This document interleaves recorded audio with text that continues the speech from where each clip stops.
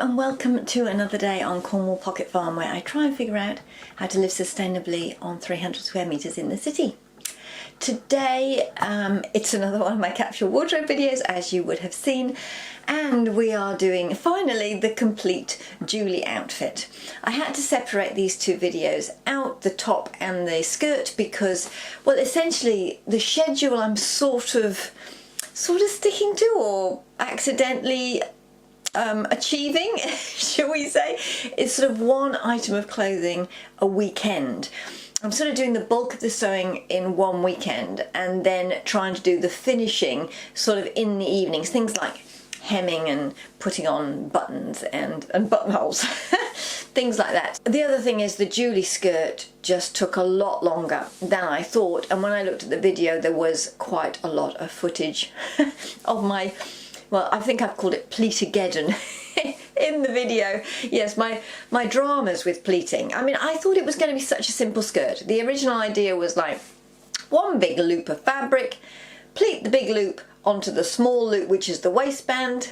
How hard can it be, right? Yes, it turns out quite tricky. Anyway, so I've completed the Julie skirt, and so now I can basically do the reveal of both the shirt and the skirt together as it was intended, as a sort of a faux sort of shirt dress, if you like.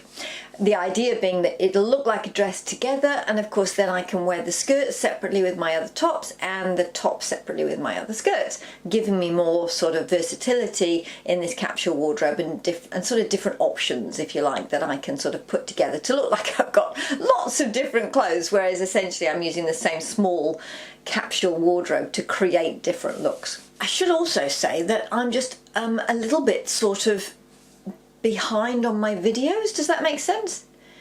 Or maybe I'm ahead on my sewing. So the Julie skirt is finished. The choli blouse, the Indian blouse that I need for my sari, is sort of mostly made. Not completely made, because yeah, I had to do it from scratch with my blocks and make it up, because of course I didn't have a pattern for a choli blouse, so I sort of made it up from YouTube videos and made it up from my blocks, so it sort of took a little more time. It also is tighter than I would usually wear clothes, so trying to get that sort of fit was quite tricky. So that is sort of half made. The next project after that was the Carmen skirt, and this is, I don't know if you can see it here.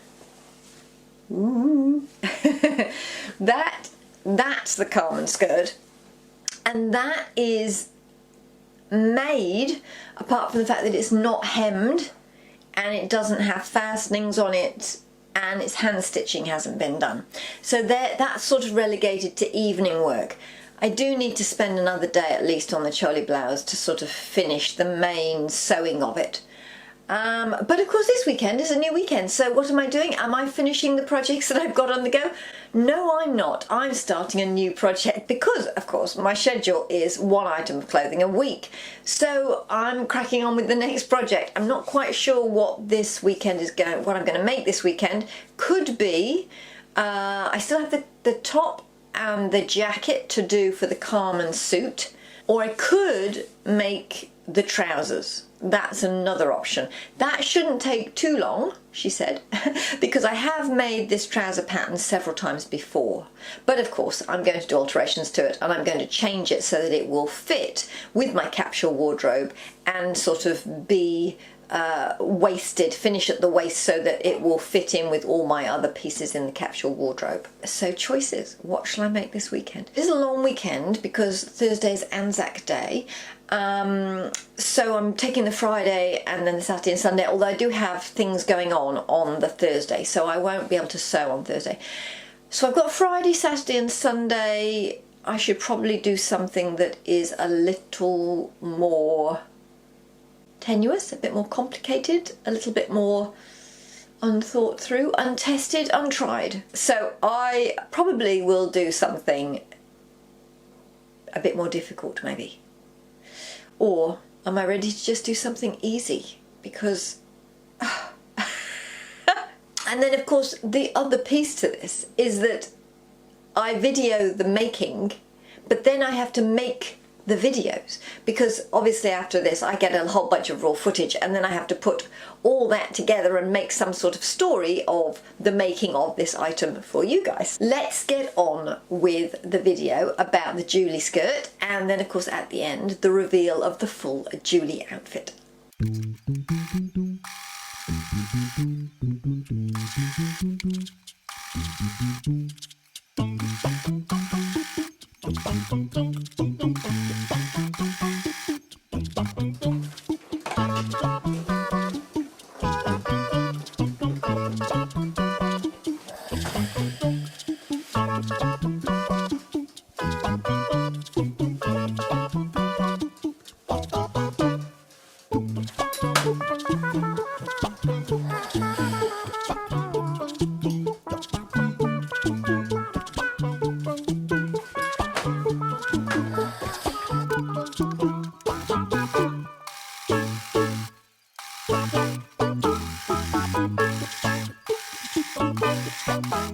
Hopefully this isn't going to do the flickering thing that happens when I turn my main lights on, but it is so wet and dark and miserable outside today. It's Easter Friday, it's blowing a gale and nasty. So of course I'm in my sewing room and I have to have the lights on, so hopefully it's not too flickery like I noticed last time I put the main lights on. Anyway, I just wanted to show you this because what I've done is I have attached all the panels together of the skirt into a big loop. I have inserted the zip here. Not a beautiful insertion, but enough. It's good enough because it'll be covered in pleats so you won't see it. And then I have made the waistband. So what I've done is I have put the interfacing in and folded it over. It's just a straight length, but it's the right length for my waistband. Not great as I'm showing you this pattern fabric on top of pattern fabric, but hopefully you can see the waistband there. So I've made the waistband and I've made the big loop with the zip in. The challenge now is to pleat one onto the other. Wish me luck. I think I'm going to have to do a little bit of pleat maths here. Either side of the front panel I want to put in pockets here so that so I can put things in my pockets, and I like pockets, they're very handy. So I'm going to unpick those, but I think what I'll do first is get all the pleats in place and then unpick where I need to put the pockets in once I've figured out how it's all going to sit on my body. That's the plan at this point at any rate. Okay, I've been doing the pleat maths. So, yeah, what can we conclude? Well, I've taken my waist measurement and I've taken, the waist measurement was 72, but I've rounded it up to 75 to make the maths easier. The fabric turned out to be 315 centimetres, excluding the seam allowance, which means I have 240 centimetres of spare fabric. And pleats basically take 3 times the amount of fabric. So this has left me with a little bit of extra. Where's my extra? Okay, here. So this has left me with a little bit of extra because this is my calculation here, which means I have 90 centimetres extra. And I thought, what am I going to do with that? I mean, unless I do some sort of fancy sort of origami fold, I've decided, hopefully this picture explains it, I've decided to put the excess sort of in the front and make the front a bigger pleat and also in the back. So then I can take in that extra 90 centimetres, which means I'll put in 45 extra at the front and 45 extra at the back. And if I do a sort of a box pleat type affair, that will leave me with a pleat that goes about 22.5 centimetres either side of the centre line. Well, that's the theory anyway. Of course, that won't work in reality, but the idea of having this pleat thing in is quite useful because it means that when I do my pleats and they are not accurate, whatever's left over, I can just put in the front and in the back in my big pleat. So that's the plan. Right, so the best laid plans, I have started, I made my big pleat, my big half pleat on this side to bring it into the center. And then I started to make all my little 1 centimeter pleats. It pinches and folds over 1 centimeter, which means that from here to there essentially is 3 centimeters.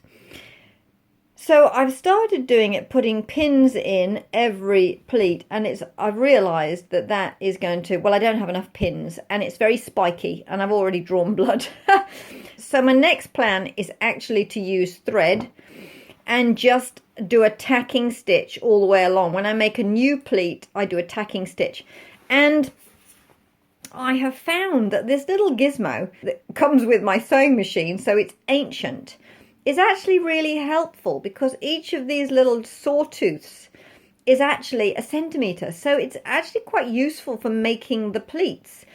So I'm using this, I'm going to make the pleat and then I'm going to tack it as I go along. Bearing in mind that at the front, all I'm going to do is tuck in that extra. So I'm going to do all the pleats this way, coming along here.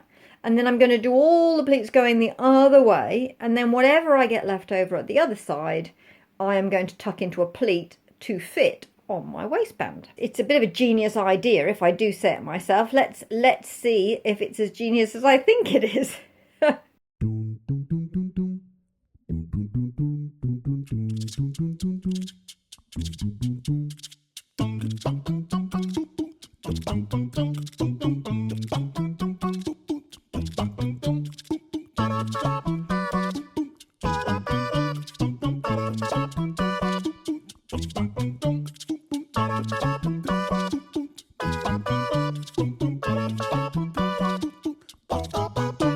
Okay, so I have it all stitched together now. I've put a few pins in just because I'm holding this back big pleat in place, but essentially it's all tacked like that. I'm now going to attach it to the waistband with pins and hopefully it'll all hang together. I've got the deep pleat in the front and then all the little sort of micro pleats around the middle. I have stitched it onto the waistband and I'm trying it on for the first time, but I'm not sure. And I'm just thinking that on the side, I don't know if you can see, but I think it would be quite nice to have a bit more fullness on the sort of the hip part. So I'm wondering if somehow I can almost draw that back and bring some of that fullness onto the hip. The back is looking okay. It essentially looks like this, but at the back. And I think having this split at the back is okay, although what I'm tempted to do is almost stitch it down a little bit and then leave a gap lower down just to sort of make sure it doesn't flap out like that. I think I need to take the waistband off and play with the gathers and putting them at different places on the waistband. It's only taken me a couple of hours to get all of these pleats a centimetre apart. But hey ho, that's sort of how it goes. And I think, well, the amount of times I'm going to wear this, it's really worth getting it right. Well, fingers crossed it's going to last a long time. But often when you make things, they last for years and years and years.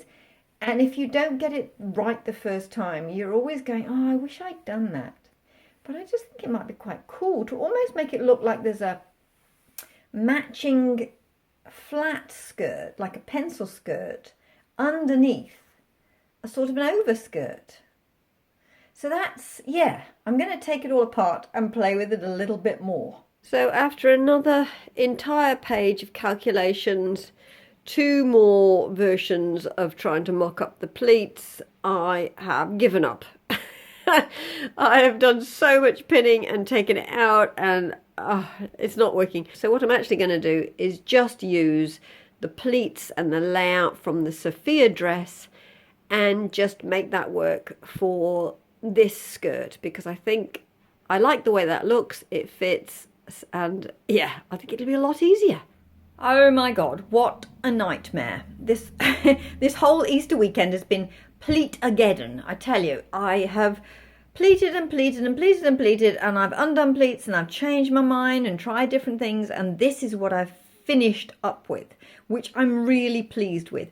I've actually sort of created double pleats, if you like. So there's a sort of a main pleat through the middle, and then there's a double pleat. So I've got one main double pleat in the front and then two double pleats either side, which I've also repeated on the back. I've just tacked this all the way across so the pleats stay in place all the way along, and now I've just got it pinned onto this waistband.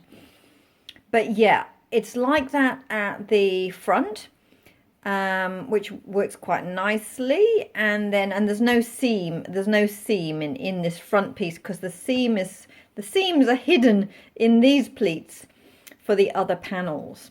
So hopefully you can see I've done the same on the back. I've got two double pleats either side, and then I've got this double pleat going on here as well.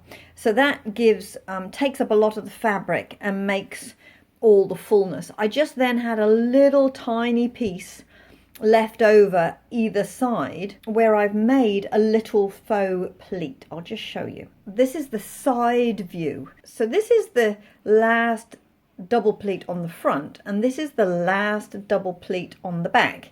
And then I had this little extra piece of fabric here, so I've actually just made a pleat there, and then inside this pleat right in here I'm actually adding in pockets. I've got this sort of extra little pleat either side.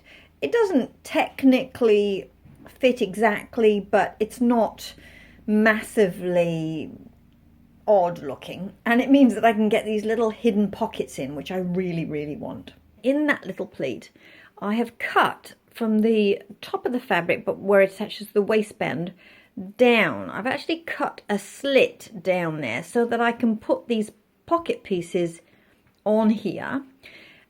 This is actually not a seam or anything, I've just cut the slit to get the pocket in. So hopefully that will work, because I really wanted pockets and I didn't have seams in the right place, because I've actually joined 3 panels of fabric together. So what that meant was that as I've got the join at the back where the zip is, the other seams were sort of round to the front and not where I wanted to put my hands in my pockets. So I've just actually cut this slit. It seems to be working so far.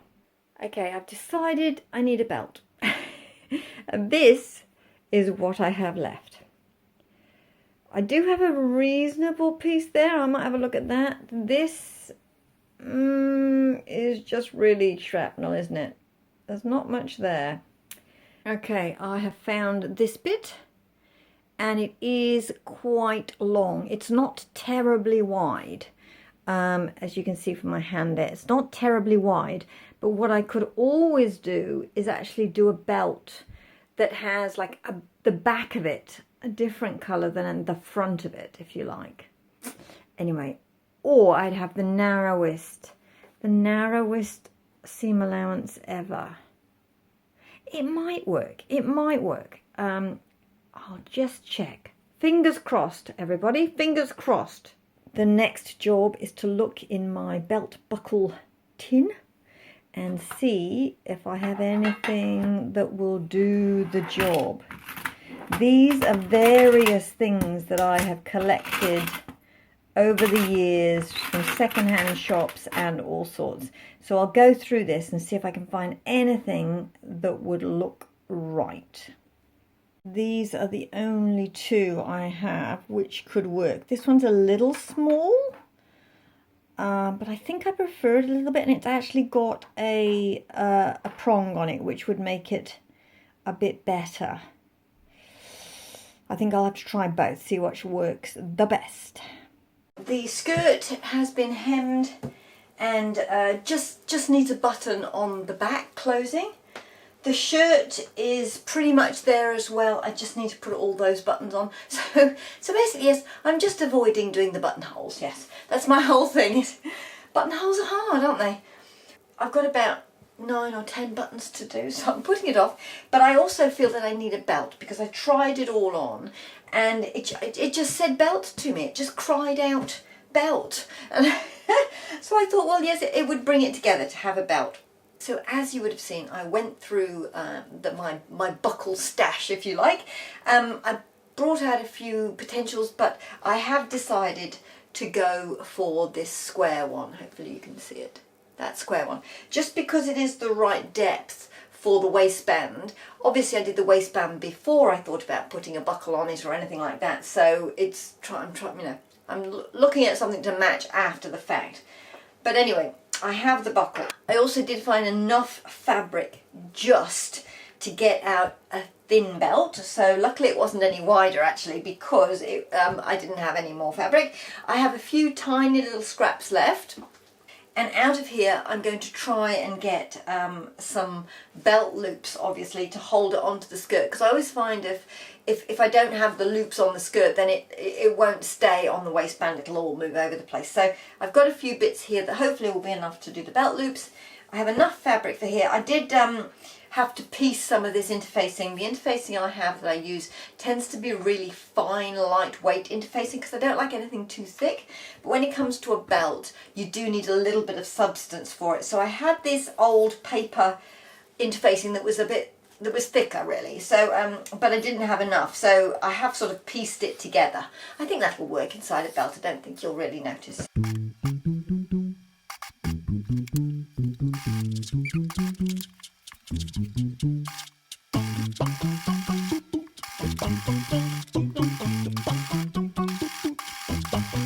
Okay, so it was a miracle. I managed to do the belt on the first try. Unheard of. So doing the cross bit at the back was a bit of a munty job, but anyway, it's done and you won't see it. So that's good. Just got to do the belt loops now. Now normally if I was doing belt loops, I'd do one long piece and then chop it up for the belt loops. But because I've got all this shrapnel, I'm going to have to do lots of little ones. So anyway, probably the next thing will be the reveal.